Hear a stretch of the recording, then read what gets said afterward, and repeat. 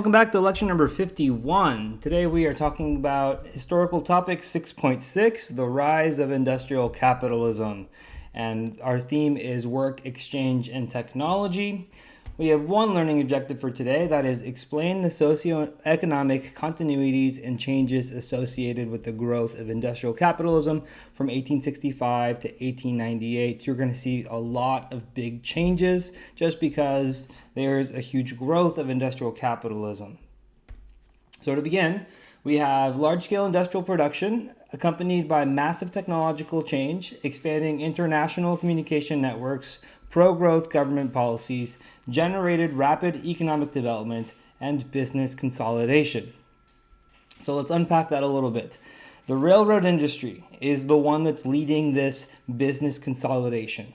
So they are getting all of the different railroad lines that have been operated by different companies up until this point, and they are standardizing them. So one company is consolidating a bunch of other ones in order to have a more efficient rail system, and the result of this is a larger company. So the regions are being connected with compatible track gauges. An example of this is the New York Central Railroad, and it had all of the rail lines from New York City to Chicago. And the person who was in charge of this railroad line was Cornelius Vanderbilt, and then his son after he died. And because of this consolidation that they had, they became one of the most wealthy families in the country in U.S. history.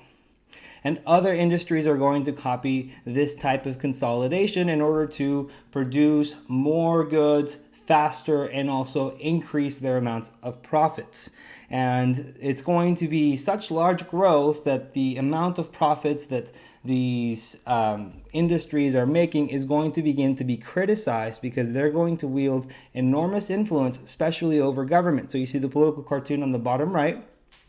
You have the Copper Trust, the Steel Beam Trust, the Standard Oil Trust, the Iron Trust, the Coal Trust. All of these different industries are going to amass large amounts of wealth, and they're going to have one or a couple people at the top of these industries. So businesses made use of redesigned financial and management structures, advances in marketing, and a growing labor force to dramatically increase the production of goods. So for financial and management structures, we've already talked about this consolidation. Another way in which these businesses consolidated was through interlocking directorates and trusts. And so what these are essentially the people at the very top, so the board of directors or the heads of companies, who are supposed to be leading companies in the same industry are actually the same people, or they are working together in setting prices in order to make the most amount of profits and also to push out any other competition that they might have inside of the same industry. So it's going to stifle competition, and because there's not going to be any other competitors in the market, they are going to be able to jack the prices up and increase their own profits. So the political cartoon on the top left, again, it's another Vanderbilt. This is William Henry Vanderbilt, who becomes the head of the New York Rail Line. And the other people below him, I think, are Jay Gould on his left leg, who's another railroad magnate. On the bottom right, you see another criticism of these captains of industry, that they are getting rich off of the backs of the working class, that they get to make all of the profits and that it's not shared across their working class.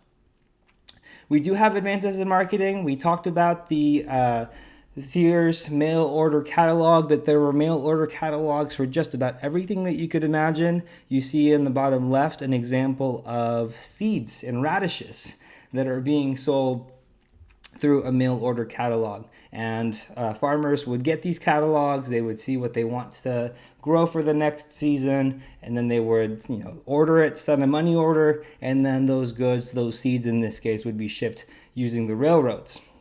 We have a growing labor force, especially in the Northeast. The population is continuing to grow, especially due to immigration that's coming from Southern and Eastern Europe. We're going to have a completely separate historical topic lecture on immigration from Southern and Eastern Europe, but at the top right you see them arriving at Ellis Island in the late 19th century.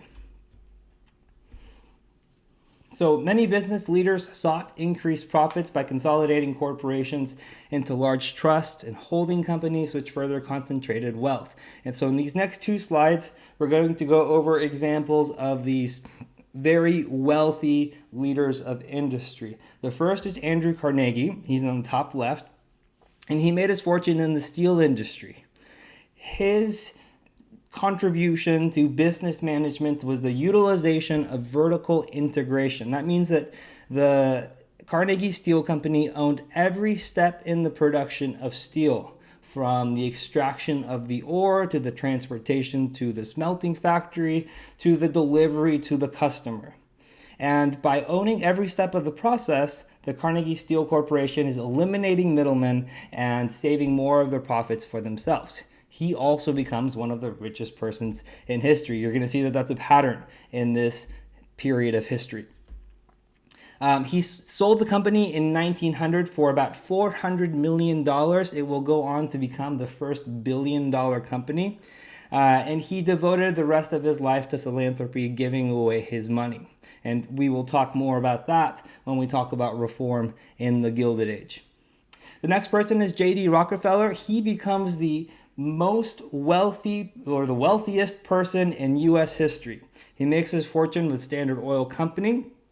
At first, the oil was being used for lamps in order to light a room, and through his process of standardizing the oil so that it would burn at a constant rate, he builds the Standard Oil Company, and he utilizes what's called horizontal integration. That means that he is going to be buying out all the other competitors in the oil industry that are going to be competing against it. And by buying out the competitors, again, he can become a monopoly, increase the prices, and therefore increase his profit.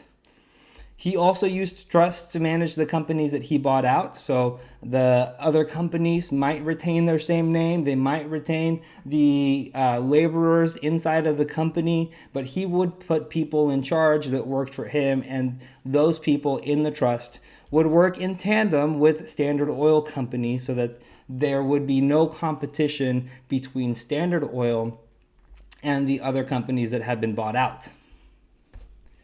Next, we have J.P. Morgan. He was a banker, but his holdings were a lot more diverse. He bought up bankrupt railroads after the 1893 panic, and he consolidated those railroads, and they became very profitable for him.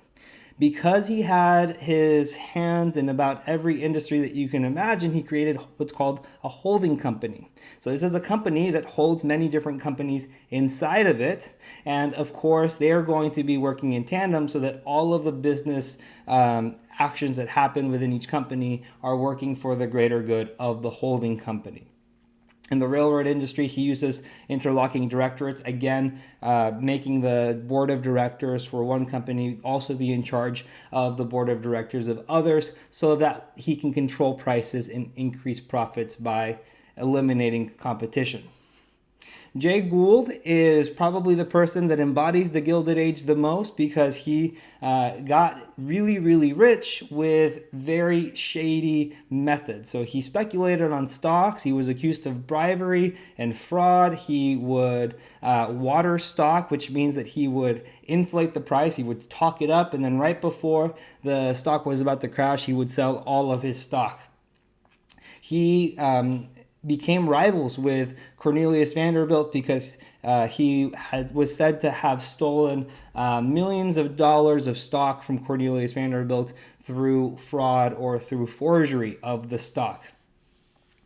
So now we get to the question of whether we call these people captains of industry or robber barons. Now, there's a positive connotation when you call them captains of industry and a negative connotation with robber barons. So if you choose to go with robber barons, then you're looking at all of the negative effects that their business practices had, that they eliminated competition, increased prices on the common people, increased the gap between the rich and the poor, and so therefore they should be looked at negatively. If you choose to go with captains of industry, then this is the positive connotation, and you're looking at the increases in production that overall help the US economy get to the forefront in the world stage by the end of the century. So this is a debate that historians still continue to have. Was it better for the economy that they were there, or was it actually worse for the economy that they were there? All right, our last key concept here is businesses increasingly looked outside U.S. borders in an effort to gain greater influence and control over markets and natural resources in the Pacific Rim, Asia, and Latin America. So the United States would get raw materials from Latin America and the Pacific Rim. They would import sugar and rubber from Latin America. They would import sugar and other fruits from Hawaii. And in 1892, the U.S. presence in Hawaii actually overthrew the Queen Liliuokalani in Hawaii because they were wanting the United States to annex Hawaii, so therefore the fruit growers would not have to be subject to the increasing tariffs of the United States.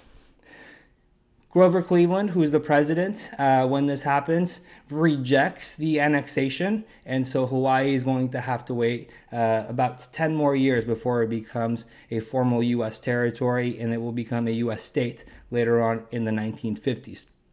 But overall, the United States is seeing a greater presence in the world economy. They are responsible for 15% of the world's total exports by the year 1900.